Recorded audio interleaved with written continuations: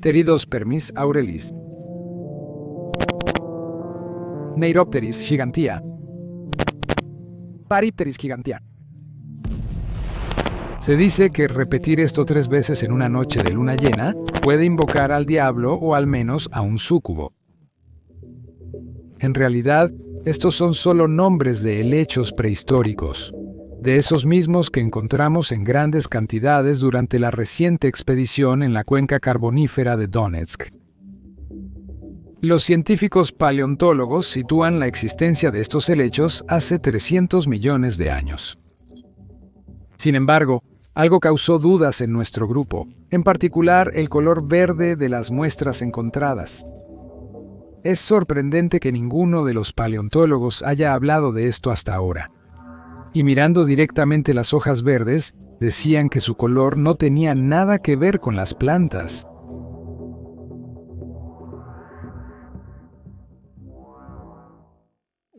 Hola, están en el canal Época de la Desconfianza con Mijail Kalmikov. Hoy, gracias a un helecho prehistórico, encontraremos la respuesta a varios misterios a la vez. Nuevas versiones aparecerán, o al menos eso se espera. Así que, vayamos directo al grano.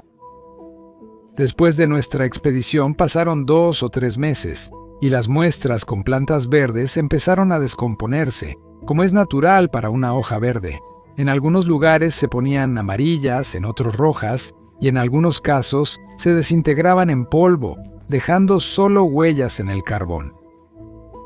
Y ahora quedó completamente claro por qué antes ni yo ni Skliarov habíamos oído hablar de plantas verdes en el carbón por parte de los paleontólogos. No es un secreto que las muestras recolectadas en las expediciones esperan a sus investigadores durante años, acumulando polvo en cajas, a veces incluso durante décadas. ¿Y para qué ir tan lejos? Los propios paleontólogos hablan de esto. Es lógico que durante ese tiempo toda la materia orgánica se descompone. Y después de eso, cuando los especialistas obtienen la muestra, lo único que pueden ver, además de la huella, es... Bueno, eso no nos amenaza a nosotros. Primero, ya hemos filmado el material necesario. Segundo, todos los que pudieron ya me acusaron de embellecer las cosas. Bueno, y en tercer lugar, nosotros sí sabemos dónde hay montones de eso. Si hace falta, podemos ir 1 o 2 veces más, no hay problema. Bueno, algo así. Y ahora, de repente, cambiamos el rumbo de la historia y nos dirigimos hacia los antiguos incas. Cada uno de nosotros, al menos una vez, ha oído hablar de El Dorado, la misteriosa ciudad dorada del antiguo imperio inca. Una ciudad donde literalmente todo estaba hecho de oro. Las paredes de las casas, las joyas, la ropa e incluso los caminos estaban cubiertos de oro. Nadie ha encontrado esta ciudad hasta el día de hoy. Sin embargo, la leyenda tenía una base real. Los conquistadores que llegaron a Sudamérica después de Colón encontraron allí inmensas reservas de oro. Por ejemplo, en 1532, el último jefe inca, Atahualpa, fue capturado por los conquistadores. Francisco Pizarro y sus compañeros conquistadores exigieron un rescate por él y recibieron de inmediato 6 toneladas de oro y 12 toneladas de plata. Durante varias semanas, una caravana de llamas cargadas transportó toneladas de estatuas de oro y plata, copas y otras joyas al campamento de los europeos. Había mucho oro no solo entre los incas, sino también entre los aztecas, mayas y otras tribus. Según el sacerdote e historiador español Pedro Cieza de León, en solo 19 años, solo España exportó de América, desde 1541 hasta 1560, hasta 500 toneladas de oro. Y eso es solo España en un corto periodo de tiempo. En principio, en América hay mucho oro. Prácticamente todas las tribus, de una u otra manera, poseían reservas de este metal y objetos hechos de él. Se puede recordar Alaska, de donde el gobierno estadounidense, después de que fue transferida de Rusia, extrajo una cantidad fabulosa de oro. Se puede hablar durante horas sobre la fiebre del oro en América, sobre la cantidad de metal extraído por años, por toneladas, por tribus y así sucesivamente. Se han escrito millones de artículos y filmado miles de películas sobre esto. Pero a mí me interesa una pregunta completamente diferente. ¿Cómo? ¿Cómo es que los indígenas semidesnudos, que supuestamente ni siquiera conocían la rueda, que no poseían tecnologías industriales ni escritura, que no construían fábricas para procesar minerales, obtenían oro en tales cantidades?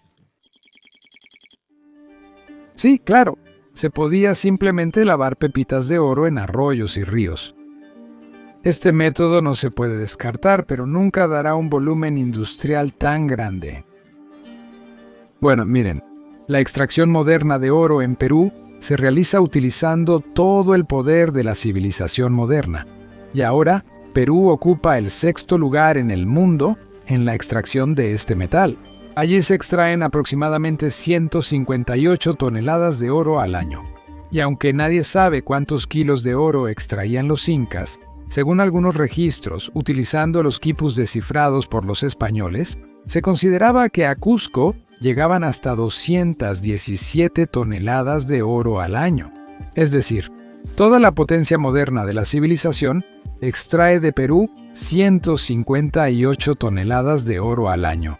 Y unos indios medio desnudos lograban extraer hasta 217 toneladas. Eso es algo fantástico. Por supuesto, se puede decir que los españoles tradujeron e interpretaron mal el quipu, que los datos fueron exagerados hasta 10 veces. Seguramente también hay una explicación lógica para esto. Bueno, por ejemplo, los españoles exageraron los ingresos para que el rey financiara nuevas expediciones. Y una explicación así parecería bastante lógica. Pero en primer lugar, los españoles tenían ante sus ojos otras pruebas de que tenían razón. Es decir, en realidad, el propio oro en cantidades increíbles, estatuas de jefes también fundidas en oro a tamaño natural. Por cierto, ¿qué significa a tamaño natural? ¿Cuánto es eso? El volumen promedio del cuerpo humano es de unos 65 litros, más o menos. Y como el oro es un metal muy pesado, en 1 litro de oro cabían aproximadamente 17 kilogramos. Resulta que cada una de esas estatuas pesaba no menos de 1.100 kilogramos, es decir, más de 1 tonelada de oro puro. Y en segundo lugar, incluso si aceptamos que las cifras de los españoles están subestimadas 10 veces, incluso en ese caso, la producción anual de oro de los incas superaba la producción anual de oro, por ejemplo, de la Turquía moderna, Bolivia o Venezuela. Y a países como Egipto e Irán los superaba al doble. Y todo esto con métodos artesanales, simplemente lavando en los arroyos. Es difícil de creer. En general, el hecho es evidente. Los indígenas americanos, de alguna manera, lograban extraer oro a escalas industriales modernas, al nivel de los 3 principales países productores de oro, sin tener su propia industria. Y esta pregunta no solo me interesa a mí. Este interrogante ha sido analizado de una forma u otra por todos los historiadores e investigadores. El mismo Andrei Skliarov-Zloy también tenía su propio punto de vista sobre este tema. La verdad es que su idea principal se refería a la metalurgia en general, a su aparición repentina dentro de todas las civilizaciones antiguas. Y en esto no puedo discutir con él. En mi opinión, sus conclusiones presentadas en el informe «La metalurgia es un don de los dioses» son correctas en parte, más que completamente. Sin embargo, en su informe se refirió principalmente al bronce, el cobre y el hierro, a los métodos de fundición, y supuso cómo los pueblos primitivos pudieron haber obtenido estas tecnologías. En consecuencia, llega lógicamente a la conclusión de que los métodos y tecnologías las recibieron las personas ya en forma terminada de algunas otras civilizaciones. Recomiendo escuchar su conferencia en el canal LAI, el enlace está en la descripción y en las sugerencias. Sin embargo, sobre los métodos de extracción de oro, él no mencionó mucho. Y no es sorprendente, porque hasta ahora solo se conocen 2 métodos principales. Hay muchos más, pero solo 2 se consideran clásicos. El primero es el conocido lavado de la roca a través del agua, el cribado que a menudo se hace a mano. Y el segundo método, más serio, es la amalgamación. En resumen, la esencia de la amalgamación es la siguiente. El mineral que contiene oro se tritura, se mezcla con mercurio, se añade cal, y todo esto se mezcla durante un tiempo. Continuando la trituración, el oro en la pulpa resultante se humedece con mercurio, formando una amalgama. Luego, esta amalgama se filtra de la masa general y se somete a evaporación. Es decir, se calienta de tal manera que el mercurio se evapore, dejando después oro puro. Por supuesto, existen otros métodos de extracción, por ejemplo, con ácido nítrico. Pero en cualquier caso, todos estos métodos implican, como mínimo, la existencia de plantas de procesamiento, algún tipo de métodos de extracción y trituración de la roca a escala industrial, explotación minera, transporte de miles de toneladas de mineral desde el lugar de extracción hasta el lugar de producción, capacidades industriales para triturar la roca en polvo fino, tanques y mecanismos para la mezcla continua de la roca. Sin embargo, los indios pobres no tenían nada de esto, ni siquiera la rueda, mucho menos mecanismos. Y todos los registros se hacían con ayuda de la escritura de nudos, sistemas de este tipo descifrados. Pero el proceso de producción requiere instrucciones precisas, el cumplimiento de la tecnología y seguirla exactamente. La escritura es indispensable aquí, los nudos no servirán. En esto consiste el principal misterio. El geólogo William Brooks de Estados Unidos también se hizo esta pregunta y no podía creer que los indígenas, que tenían tantas piezas de oro, no tuvieran la tecnología para extraer este metal en las minas. Junto con sus colegas de Perú, él analizó el nivel residual de mercurio en 7 muestras de láminas de oro creadas por los habitantes locales antes del contacto con los europeos. En todas las muestras encontró signos de amalgamación, es decir, mercurio. Parece que aquí está la prueba. Sin embargo, su trabajo fue inmediatamente criticado por los propios arqueólogos. En particular, Itsumi Shimada de la Universidad del Sur de Illinois explicó que todas las muestras estudiadas originalmente estaban cubiertas con un pigmento rojo cinabrio que en realidad es sulfuro de mercurio. Pero Brooks no aceptó esta crítica con las siguientes palabras. Pero ellos tenían que conseguir ese oro de alguna manera. Y la amalgamación es el único método obvio de metalurgia que es reconocido en todo el mundo. En otras palabras, no existen otros métodos.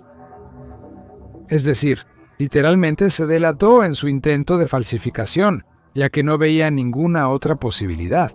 Sin embargo, su método tampoco responde a otra pregunta.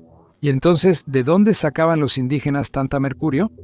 Sí, claro, el cinabrio existe en la roca, pero para obtener la cantidad necesaria para la amalgamación, también se necesita una producción industrial y un proceso tecnológico que no es menos complejo que la extracción de oro. Y quizás procesos que lo superen, porque no solo es necesario triturar la roca, sino también calentarla a la temperatura adecuada, mantenerla en ese estado durante bastante tiempo, evaporar el mercurio del mineral y luego recolectarlo en forma condensada. Además, para el proceso de amalgamación se necesita más mercurio que oro. Tales enormes reservas deben almacenarse en algún lugar, pero tampoco se han encontrado almacenes con mercurio. Sin embargo, hay rastros de extracción de minerales por parte de los indígenas en Perú, incluyendo carbón antracita. Sin embargo, se ha notado que los incas lo usaban solo para calentar sus casas, aunque este carbón es de excelente calidad y es ideal precisamente para la industria y la fundición de metales. Sin embargo, en lugar de esto, los incas usaban otro tipo de carbón vegetal de calidad inferior. ¿Por qué? Porque justo bajo sus pies hay un excelente combustible, y tampoco se ha encontrado el metal en las cantidades que podrían haber producido. Según los cálculos más modestos, los incas produjeron varias veces menos metal de lo que deberían haber producido. ¿A dónde fue todo esto? ¿Dónde está todo el metal extraído por los incas? Si los incas, los aztecas y otras tribus indígenas tenían una metalurgia tan bien desarrollada, ¿por qué no pudieron ofrecer una resistencia digna a los conquistadores? Por cierto, si viste los materiales de LAI filmados en Perú, probablemente notaste, entre otras cosas, los misteriosos acueductos de los incas, en particular en la ciudad de Cajamarca, donde, por cierto, ocurrió la captura del jefe Atahualpa, y a donde los indígenas llevaron esas toneladas de oro como rescate. Estos acueductos, tallados en la piedra, son canales perfectos. Se distinguen por tener muy poca anchura y profundidad, pero se extienden por muchos kilómetros desde las montañas hasta la ciudad y más allá. Pero lo más misterioso de ellos son las curvas hechas en ángulo recto de 90 grados. El propósito de estas curvas aún no está claro. ¿Para qué poner tales obstáculos en el camino del flujo? ¿Por qué el flujo es tan poco profundo? En general, hay muchos misterios, y uno de ellos es por qué, al contar sobre nuestra expedición a la región de Rostov, a las minas de carbón, al hablar del periodo carbonífero y de los helechos, de repente cambié a hablar de los incas. Bueno, ahora lo contaré. El asunto es que, al examinar los restos de plantas antiguas bajo el microscopio, descubrimos de manera completamente inesperada vetas microscópicas de oro. En algunos lugares, el oro estaba condensado en diminutas gotitas justo dentro de una célula de hoja que aún no se había convertido completamente en carbón. Al inicio dudé de lo que veía. Podría de haber sido cualquier cosa. En primer lugar, por supuesto, azufre o cristales de pirita, que a veces llaman el oro de los tontos. Sin embargo, los geólogos que estaban en nuestro pequeño equipo confirmaron que era realmente oro. Fue entonces cuando el rompecabezas empezó a encajar. No, por supuesto, la duda me estuvo carcomiendo durante muchos meses más. Por supuesto, quería llevar las muestras a un peritaje para confirmar o refutar la hipótesis que empezaba a formarse. Pero, lamentablemente, por ese tipo de análisis, los laboratorios cobraban entre 35 y 40,000 rublos. Además, el plazo no era inferior a 2 semanas. Ya estaba a punto de anunciar una colecta de fondos, sin mucha esperanza de obtener resultados. Pero de repente, resultó que todo ya estaba hecho antes que nosotros. Ya a mediados del siglo XIX, hubo los primeros informes sobre la presencia de oro en los carbones de Estados Unidos. Y en el siglo XX, se realizaron investigaciones sobre la presencia de oro en los carbones de la región de Amur y Primorie. También se encontró oro en la cuenca de Donetsk que estamos investigando. En el año 2017, se presentó una solicitud de patente registro único, 2.681.977 C2, la cual fue publicada exitosamente en marzo de 2019. Esta patente pertenece al Centro Científico de Amur, del Departamento del Lejano Oriente de la Academia Rusa de Ciencias. En él se describe una tecnología para la extracción de oro de carbones pardos y carbones duros a través de una solución acuosa. En otras palabras, la necesidad de confirmar la presencia de oro en el carbón mediante una costosa pericia desapareció por sí sola. El oro en el carbón realmente existe en cantidades microscópicas.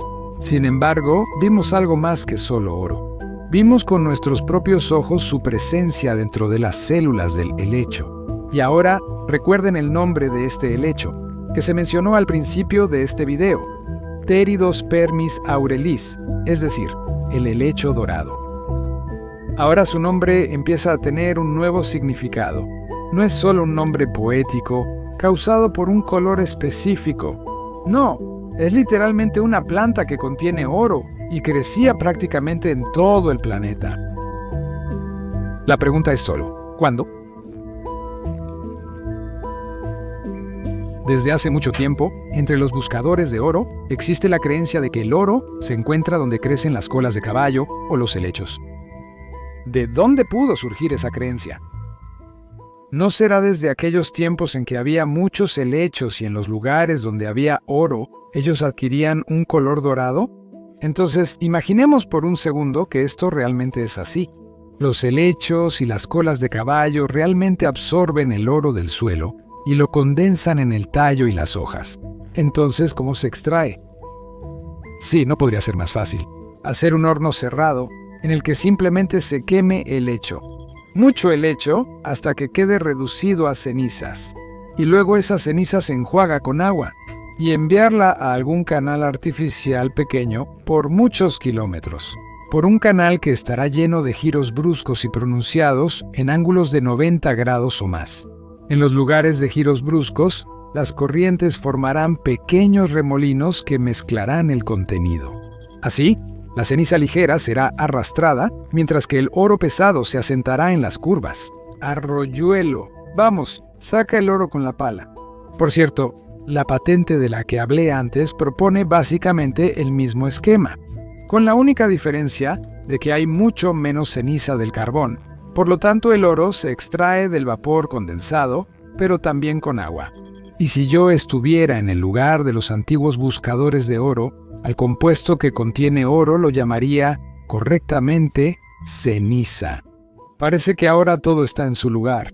El método industrial de extracción de oro por indios semidesnudos, la etimología de la palabra ceniza, los mitos sobre la riqueza en oro de los helechos. Skliarov, en su informe sobre la metalurgia de los incas, también menciona la enorme cantidad de hornos en los que se quemaba específicamente carbón vegetal. En otras palabras, tenemos dos versiones.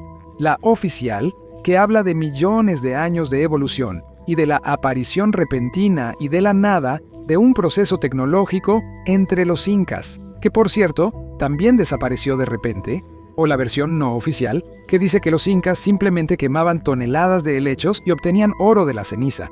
Por cierto, igual que los buscadores de oro rusos, y al parecer así era en todo el mundo antes de la catástrofe. Por cierto, la quema de madera y helechos en los hornos podía producir oro como un subproducto de la metalurgia, algo así como una producción sin desperdicio, la ceniza. Las cenizas que quedaban después de la producción de metales, como el bronce, en lugar de simplemente tirarse, se lavaban en esos mismos canales, dejando depósitos de oro en los lugares donde el cauce hacía curvas pronunciadas. Por supuesto, esto es solo una hipótesis. Sin embargo, en mi opinión, necesita ser verificada. En particular, no estaría mal hacer un análisis del fondo de los canales en la marca KH para determinar el contenido de oro, al menos en los lugares donde el cauce hace curvas. Es cierto que todavía hay una serie de preguntas sin respuesta. Por ejemplo, ¿cómo hicieron los incas canales tan rectos y de varios kilómetros en la piedra, en el granito? En este momento, ningún científico oficial puede responder a esta pregunta, al igual que ningún investigador alternativo. Adiós. Espero que algún día encontremos esa respuesta.